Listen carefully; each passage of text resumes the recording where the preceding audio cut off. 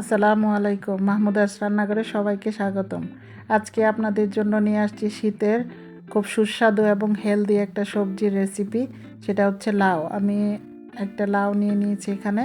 লাউটাকে একটা গ্রেটারের সাহায্যে ভালো করে ছিলে নিচ্ছি।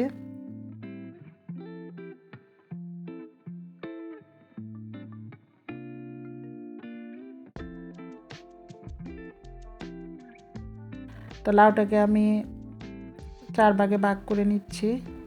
আমার লাউটা একটু চিকন ছিল, যদি আপনার আর একটু মোটা সাইজের লাউ হয় তাহলে আপনারা আর একটু সাইজটা ছোটো করে নিতে পারেন। লাউটা আমি ভালো করে কেটে নিচ্ছি। লাউটা কাটার সময় একটু খেয়াল রাখবেন যেন সাইজগুলো সমান থাকে। চাইলে আপনারা একটু পাতলা করেও কেটে নিতে পারেন, আবার এরকম আমি যেরকম কেটেছি এরকম সাইজও করে নিতে পারেন।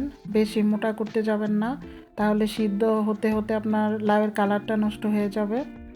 এখানে আমি অল্প পরিমাণ তেল দিয়ে দিয়েছি, আর এখানে রসুন আর পেঁয়াজ একটু বেটে নিয়েছি। বাটা মশলাটা আমি দিয়ে দিলাম। এখন আমি একটু হলুদের গুঁড়া, অল্প মরিচ গুঁড়া আর একটু ধনে গুঁড়া দিয়ে দিচ্ছি। এখানে আমি তেলের পরিমাণটা খুবই কম দিয়ে দিয়েছি, সেজন্য আমি একটু পানি ব্যবহার করে নিলাম মশলাটা কষানোর জন্য। আর আমি যেহেতু এই রেসিপিটা একটু হেলদিভাবেই রান্না করতেছি, সেজন্য তেলটা কমই দিতে হবে। আর এখানে আমি স্বাদ মতো লবণ দিয়ে দিয়েছি, আর মাছের একটা মাথা দিয়ে দিয়েছি। এটা একটু পানি দিয়ে ভালো করে সিদ্ধ করে নিতে হবে। ভালো করে উল্টে পাল্টে নেড়ে তারপরে একটা ঢাকনা দিয়ে ঢেকে সিদ্ধ করে নিতে হবে, যাতে মাছটা একটু ভাঙা ভাঙা টাইপের হয়। আমি একটু ঢাকনা দিয়ে ঢেকে দিলাম। দেখুন আমার মাছটা অলরেডি একটু ভাঙা ভাঙা টাইপের হয়ে গেছে, আর মশলাটাও কষে গেছে। এ পর্যায়ে আমি লাউগুলো দিয়ে দিব।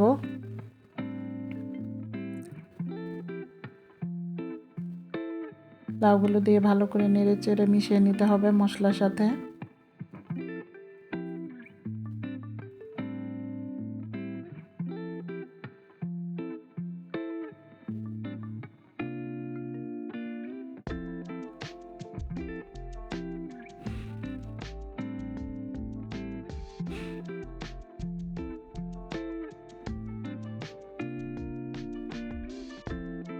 এ পর্যায়ে একটা ঢাকনা দিয়ে ঢেকে দিতে হবে।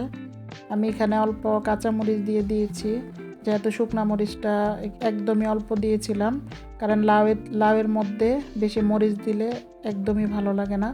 সেই জন্য আমি অল্প মরিচ দিয়ে দিয়েছি, শুকনা মরিচের গুঁড়ো, আর তার পরিবর্তে কিছু কাঁচামরিচ অ্যাড করে নিলাম। দেখুন আমার লাউটা অলমোস্ট হয়ে গেছে। এখন আমি একটু ধনে পাতা দিয়ে তারপর লাউটাকে নামিয়ে নিব। দেখুন আমার লাউটা একদমই হয়ে গেছে। আমি একটা বাটিতে পরিবেশন করে নিচ্ছি। যদি আমার এই রেসিপিটা আপনাদের ভালো লেগে থাকে তাহলে প্লিজ আমার চ্যানেলটাকে সাবস্ক্রাইব করে দিবেন, একটা লাইক করে দিবেন আর শেয়ার করে দিবেন। আর সবাই ভালো থাকবেন, সুস্থ থাকবেন। আল্লাহ হাফেজ।